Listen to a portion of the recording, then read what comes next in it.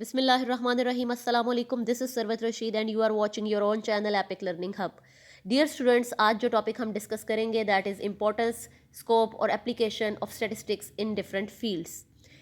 Dear students, हम जानते हैं कि statistics की application या importance अब सिर्फ किसी स्टेट्स के मामलात, किसी रियासत के मामलात को जो है एक्सप्लेन करने या डिस्क्राइब करने के लिए नहीं है। जैसे कि आपने ब्रीफ हिस्ट्री में ये पढ़ा कि 18th सेंचुरी में जब स्टैटिस्टिक्स इंट्रोड्यूस हुई तो ये बहुत महदूद लेवल तक जो थी वो वर्किंग करती थी, इसको यूज़ किया जाता था।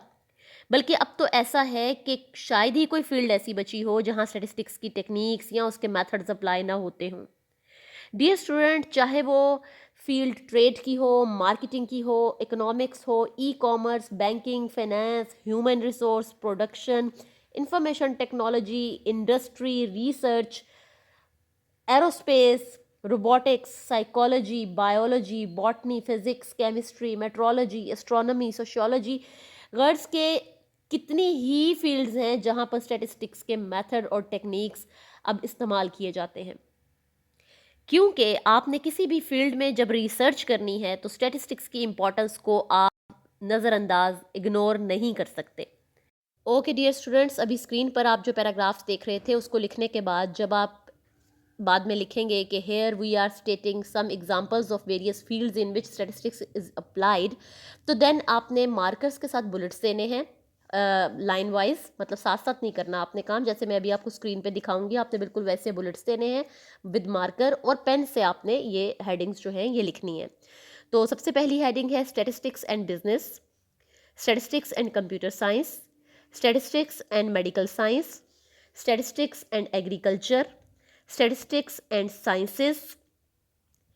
अच्छा, ये जो स्टैटिस्टिक्स और साइंसेज है इसमें astronomy, metrology, physics, chemistry, biology सब शामिल हो जाते हैं। ठीक है जी। Statistics and state management, statistics and economics, statistics and mathematics, statistics and banking, and finally statistics and research. Dear students, ये जो लास्ट टॉपिक आपने लिखा, यहाँ से आपका एक बहुत इंपॉर्टेंट एमसीक्यू निकलता है which is what is the backbone of research work. नीचे ऑप्शंस आ जाती हैं, इकोनॉमिक्स, स्टैटिस्टिक्स एट्सेट्रा, 2-4 ऑप्शंस आपके पास होती हैं। तो आपने याद रखना है कि इसमें करेक्ट ऑप्शन होगी स्टैटिस्टिक्स, यानी स्टैटिस्टिक्स बैकबोन है रिसर्च वर्क की।